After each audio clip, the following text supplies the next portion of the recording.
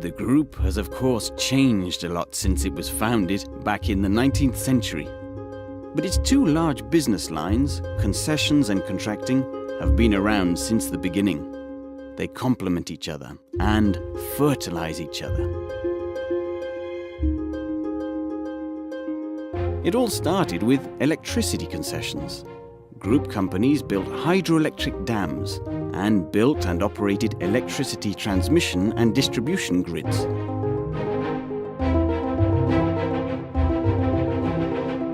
They also built tramway lines in Lille and Roubaix and local railway lines. And they built water supply and sewerage networks. GTM, short for Grands Travaux de Marseille, was established in 1890 to build and operate the sewerage system in Marseille, and later grew into one of VINCI's main pillars.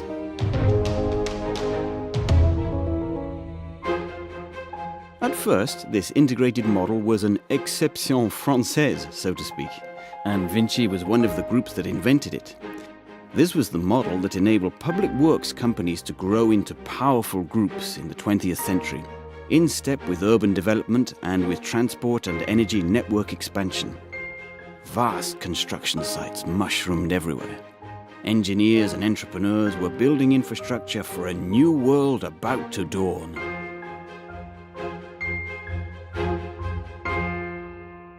Motorcars were one of the big inventions of the 19th century and started becoming increasingly popular at the start of the 20th century.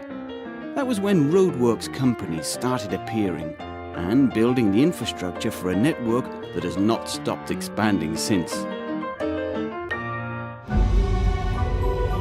The group's companies soon started venturing beyond their French bases into international markets.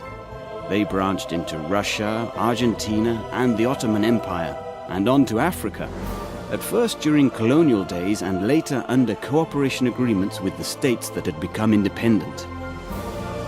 They were also active in the Near East, Asia, and Latin America, building large projects such as the Galeão Bridge in Rio de Janeiro and Aswan Dam in Egypt.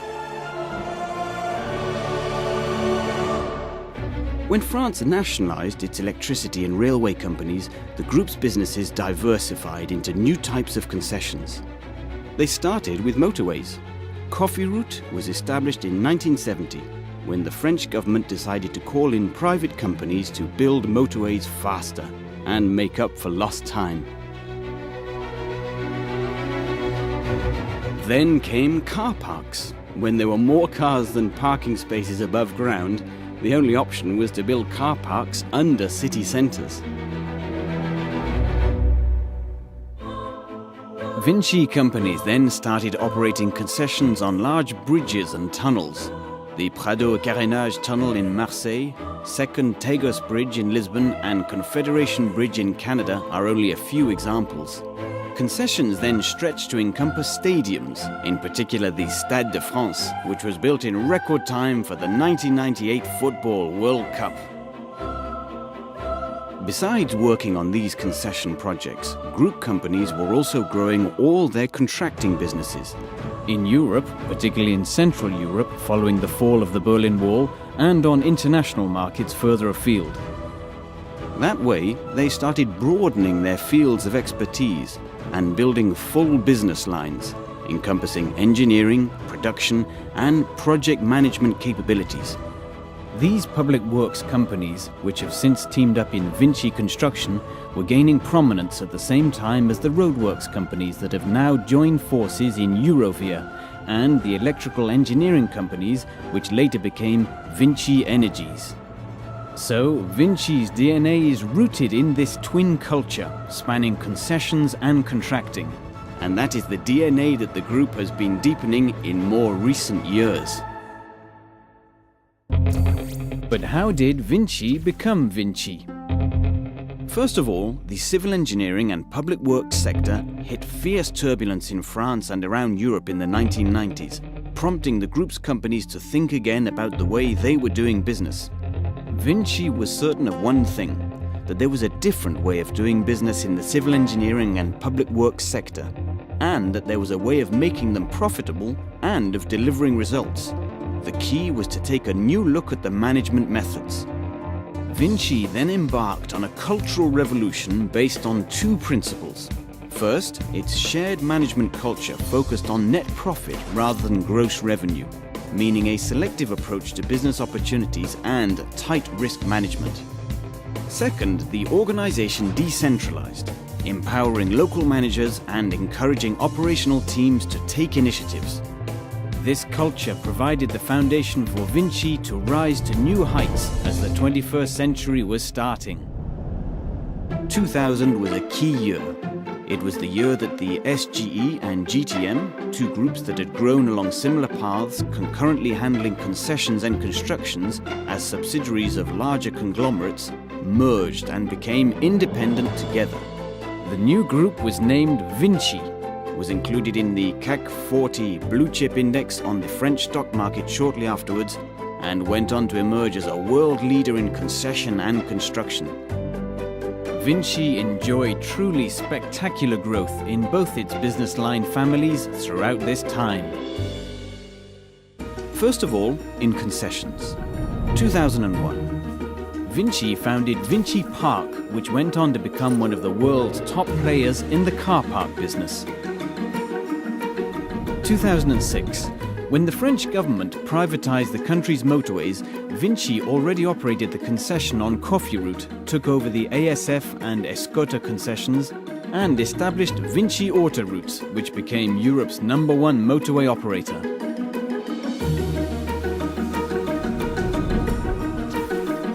2011, VINCI ventured into high-speed railway line concessions with the South Europe Atlantic High-Speed Line in France, which is the biggest civil engineering building site in France today, and the largest infrastructure concession in Europe in recent years. 2013, VINCI Airports took over the Portuguese company A&A and became the operator of 10 airports in Portugal. With its existing operations in Cambodia, where it holds the concession for the country's 3 international airports, and France, where it operates 10 regional airports, the A&A acquisition quadrupled VINCI Airports' business. VINCI also increased its stake in Airport de Paris to 8%. And in the meantime, VINCI was also securing new concessions on international markets, for example in Greece, Germany, Slovakia, and the United States.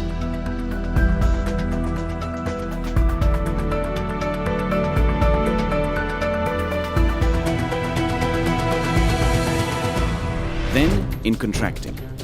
The 3 branches in the contracting business also enjoyed robust growth, both organic, fueled by their buoyant management strategy, and through acquisitions, which expanded their fields of expertise and opened doors in new countries.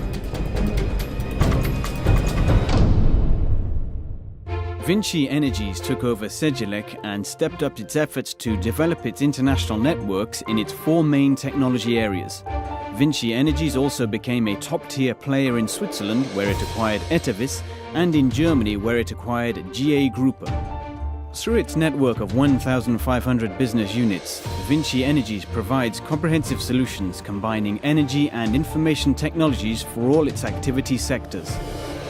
Eurovia also diversified into railway works by taking over ETF, and started running its own quarrying business by taking in Tarmac. It concurrently expanded into roadworks in the United Kingdom, Central Europe, the United States, and more recently Canada, where it acquired Carmax in Alberta and BA Blacktop in British Columbia. In its laboratories, Eurovia is developing environmentally friendly products and processes.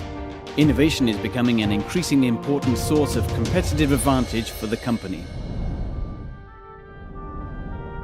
VINCI Construction is building strongly on the 3 pillars of its business model. Its networks of local subsidiaries in France, the rest of Europe, particularly Central Europe, and Africa. Its highly international specialist activities, which took on a new dimension with the arrival of Soletanche Bachy in ground technologies and Entrepose Contracting in oil and gas infrastructure.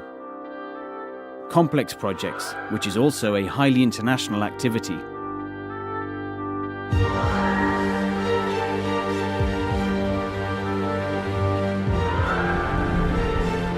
Meanwhile, each VINCI business line has been developing on its own momentum, and they have all been expanding together by leveraging group-wide synergies. That is how VINCI became VINCI.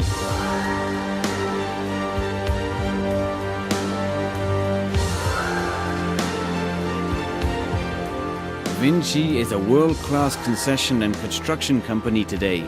Its 190,000 employees and 2,100 business units spanning about 100 countries work on over 260,000 construction projects each year. VINCI generates 40 billion euros in revenue and consistently delivers solid results year after year.